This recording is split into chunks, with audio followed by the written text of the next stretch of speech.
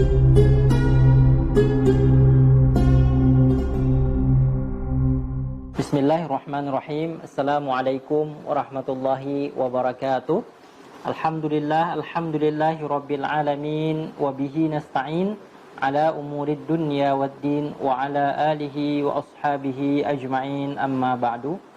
Pemirsa yang dirahmati oleh Allah subhanahu wa ta'ala, semoga Allah subhanahu wa ta'ala memberikan rahmat dan inayahnya kepada kita semua dan dalam keadaan sehat walafiat.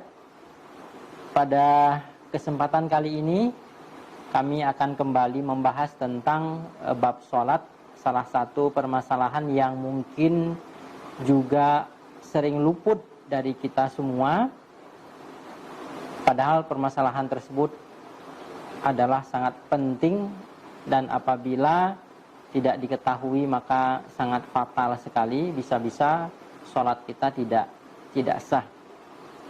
Kita tahu bahwa sholat itu terdiri dari perbuatan-perbuatan atau ada gerakan-gerakan dan perkataan-perkataan.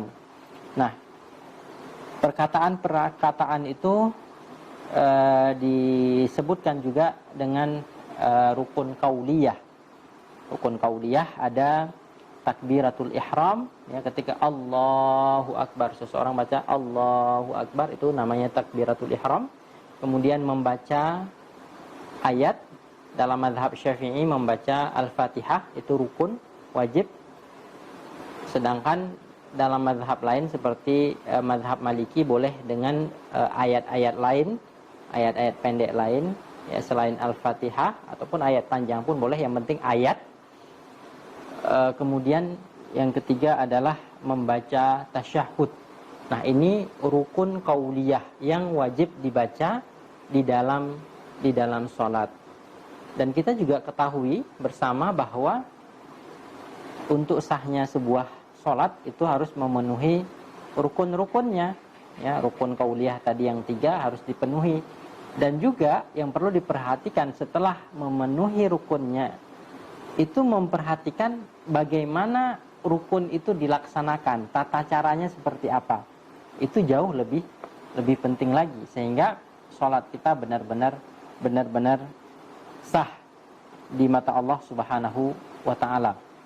Dalam sholat kita juga tahu bahwa ada bacaan sir dan ada bacaan jahar. Ya, kalau sholat berjamaah itu biasanya, ataupun sholat sendirian juga, itu zuhur asar itu dibaca sir, sedangkan maghrib, isya, subuh itu dibaca jahar. Jahar kita tahu semua bahwa bacaan itu jelas, terang benderang, itu jahar. Adapun bacaan sir, seperti apa bacaan sir itu? Bacaan sir adalah bacaan yang bisa didengarkan oleh diri sendiri. Itu yang disebut dengan bacaan sir. Bacaan yang bisa didengarkan oleh diri sendiri dan tidak mengganggu ketika baca atau ketika kita lafalkan, tidak mengganggu orang di samping kita. Itu bacaan sir. Kenapa ini penting? Karena terkadang kita luput untuk membedakan antara bacaan sir dengan bacaan dalam hati. Itu beda. Ya. Bacaan sir seperti kami sampaikan tadi. Jadi ada lafalnya, ya, dibaca dan didengar, tapi tidak diperdengarkan untuk orang lain. Orang lain tidak terganggu dengan bacaan kita. Sedangkan bacaan hati adalah di dalam hati, ya, di dalam hati. Jadi telinga kita tidak mendengar, ya, orang lain juga tidak merasa bahwa kita sedang membaca sesuatu. Maka apabila kita membaca sir, secara sir, bacaan-bacaan tadi, takbiratul ihram, Al-Fatihah atau ayat tasyahud secara sir dengan makna seperti tadi, itu benar, sholat kita sah. Tapi kalau seandainya selama ini kita baca itu di dalam hati, maka pemahaman kita tentang sir, tentang bacaan-bacaan di dalam sholat masih salah. Rasulullah SAW memang tidak mencontohkan secara real, secara langsung seperti itu. Tapi ada hadis-hadis pendukung, misalkan para sahabat ketika ditanya bagaimana salatnya Rasulullah sallallahu alaihi wasallam ketika membaca ayat, ya, bi ayyi syai'in kuntum ta'rifuna qira'atan Nabi sallallahu alaihi wasallam fi dhuhri wal asri. Bagaimana kalian wahai sahabat tahu Rasulullah membaca ayat, ya, ketika salat zuhur dan asar, di mana salat tersebut adalah sir, ya, sir. Maka para sahabat menjawab, qalu bittirabi lihyatihi. Hadis ini diriwayatkan oleh Imam Bukhari. Para sahabat menjawab, kami mengetahui Rasulullah membaca ayat di dalam salat zuhur, salat asar, salat sir itu dengan melihat jenggotnya itu bergerak-gerak. Dalam arti yang lain, mulut Rasulullah sallallahu alaihi wasallam bergerak.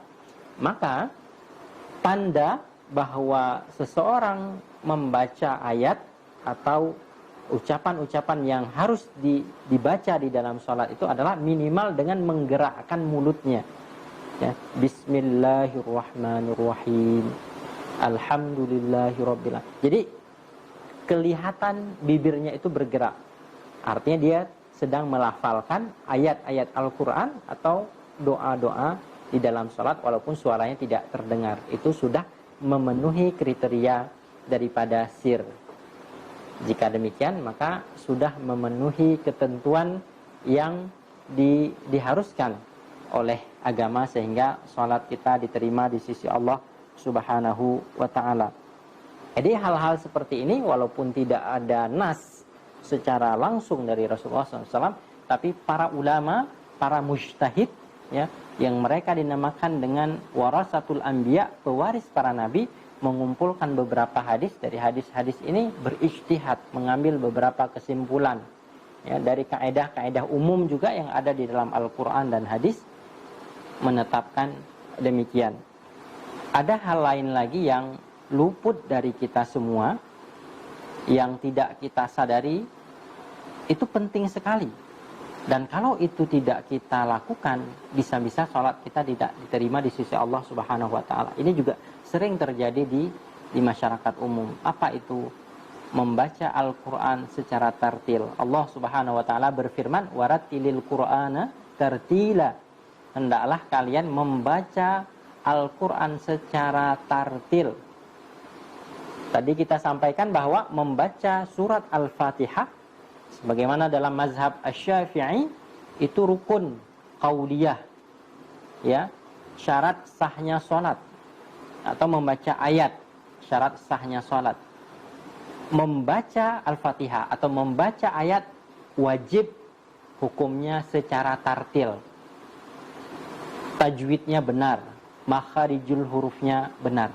Apabila tidak dibaca dengan tajwid yang benar, makharijul huruf yang benar, huruf-hurufnya sesuai dengan ajaran Rasulullah sallallahu alaihi wasallam, maka salat kita na'udzubillah tidak diterima di sisi Allah Subhanahu wa taala. Maka kami mengajak kepada pemirsa semua dimanapun Anda berada, jika ingin kembali untuk mempelajari Islam, mendalami Islam, maka hal pertama sekali yang wajib Anda lakukan adalah belajar kembali Al-Quran, belajar membaca Al-Quran dengan tajwidnya, dengan makharijul hurufnya, sehingga salat kita diterima di sisi Allah Subhanahu wa taala, sempurna di sisi Allah Subhanahu wa taala, bukan dengan mempelajari hal-hal lain. Jadi di awal-awal kita mengkaji Islam itu bukan dengan langsung mempelajari tafsir, hadis,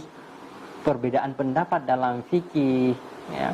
Jadi yang wajib pertama sekali kita pelajari adalah pelajaran-pelajaran fardhu ain, tata cara salat, ya, dan seterusnya yang bersifat fardhu ain, dan membaca Al-Quran dengan benar. Pemirsa yang dirahmati oleh Allah Subhanahu wa ta'ala, hanya ini yang dapat kami sampaikan pada kesempatan kali ini. Mudah-mudahan ada manfaatnya bagi kita semua, dan semoga kita akan menjadi pribadi yang jauh lebih baik lagi dari hari ke hari, dan lebih dekat kepada Allah Subhanahu wa ta'ala, dan diterima semua amal ibadah yang kita lakukan, tentu dengan mengikuti atau sesuai dengan yang diperintahkan atau dicontohkan oleh Rasulullah Shallallahu Alaihi Wasallam. Demikian, wassalamualaikum warahmatullahi wabarakatuh.